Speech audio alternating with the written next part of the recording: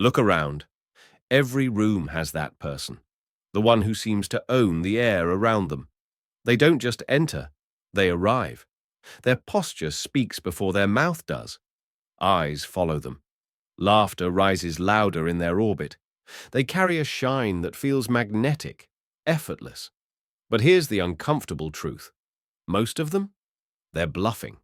Because what looks like confidence is often just performance.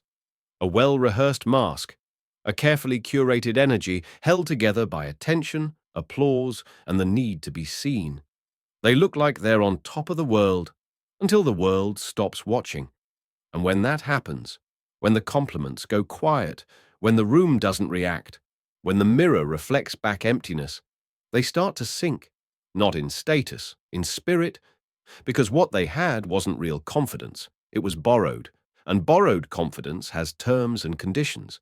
It must be renewed constantly, fed by the external, the crowd, the praise, the validation. But what happens when that supply runs dry? They crumble, not because they were weak, but because their foundation was made of sand.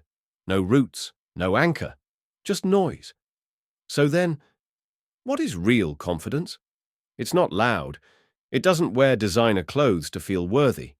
It doesn't need a room full of eyes to feel alive.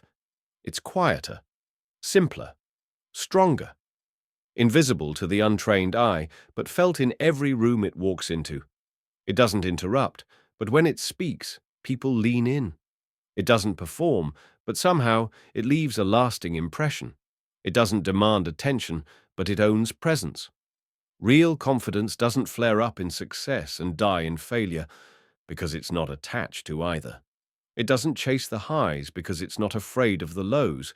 It doesn't need to win the room because it's already won the war within.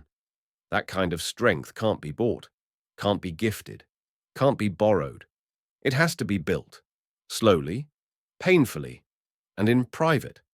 Built in the moments when no one claps, when you're overlooked, when you fail, get rejected, fall on your face, and still stand back up without shrinking. That's not easy, but it's real.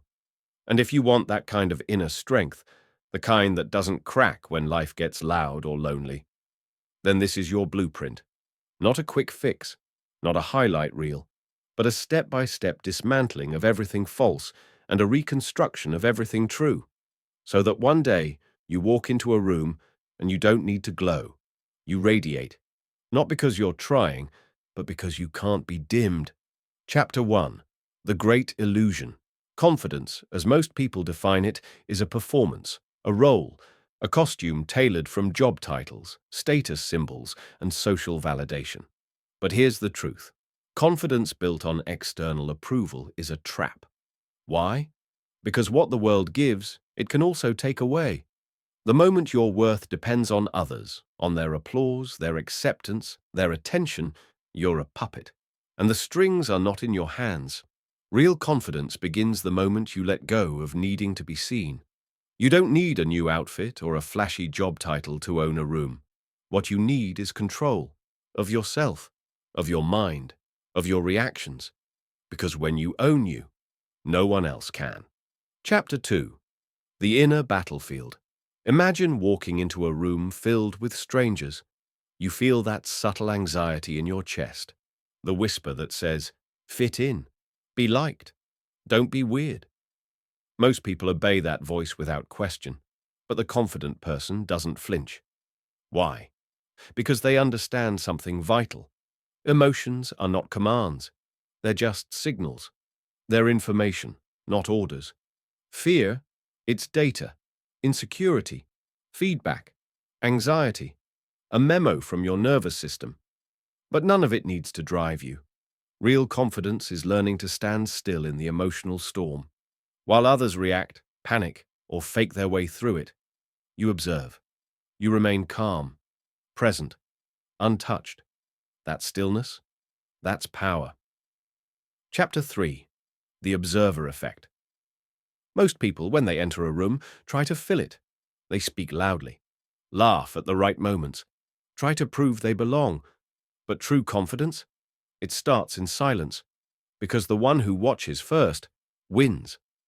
When you shift your focus outward and become the observer, you detach from your own ego. Your attention isn't wrapped up in, do they like me? But instead in, what's really going on here? You'll see everything others miss. The fake enthusiasm in a handshake, the subtle discomfort in someone's smile, the unspoken tension behind a joke. And when you finally speak, every word lands. Because it's not about being loud, it's about being undeniably grounded. Chapter 4. The Power of Mystery. We live in an era of oversharing.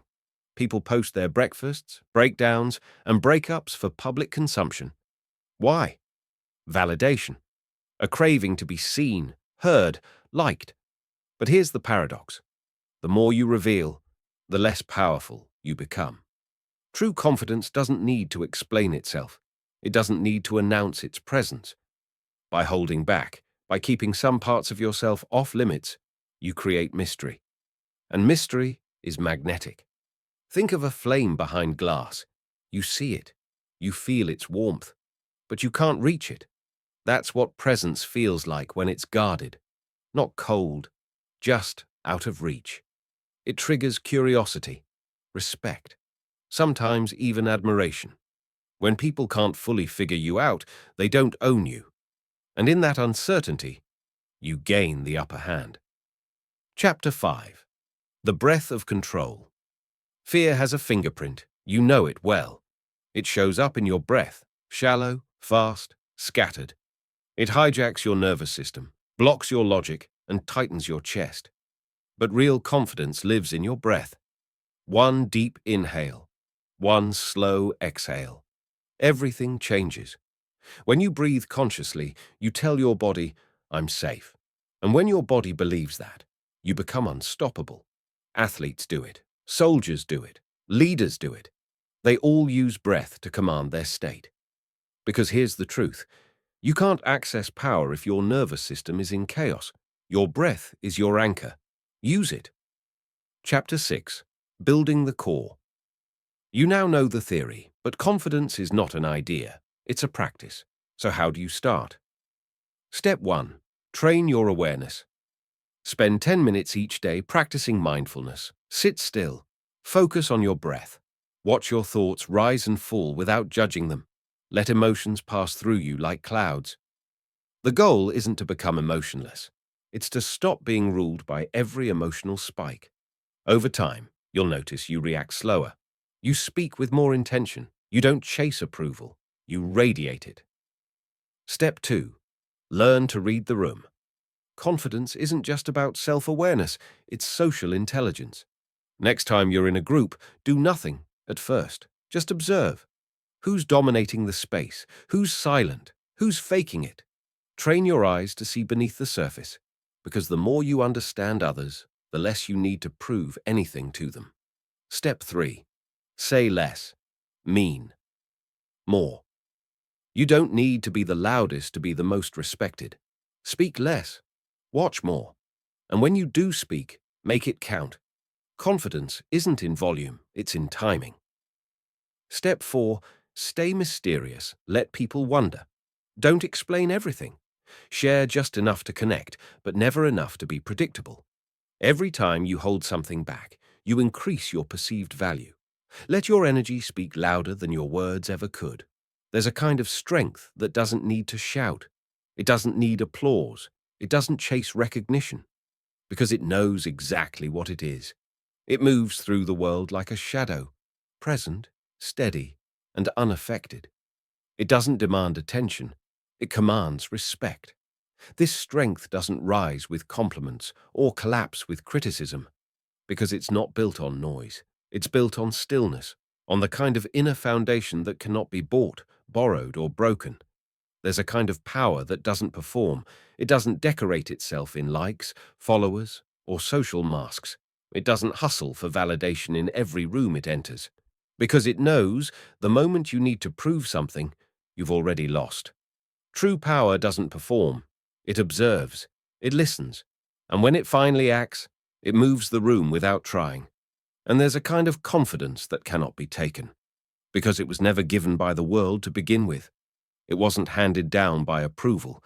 It wasn't built on reputation.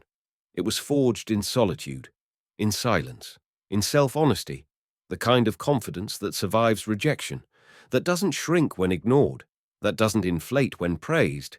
It just is, stable, quiet, rooted. That's what we're building here. Not the kind of confidence that flickers in front of others, but the kind that burns quietly when no one is watching. So the next time you walk into a room, don't chase the spotlight. Don't shrink into the shadows either. Just be present, solid, unshaken. Let others speak. Let them fill the space with noise. You observe, breathe, say little, mean everything. And remember this: you were never meant to beg for a seat at the table. You are the table. You are not here to be chosen. You are here to choose.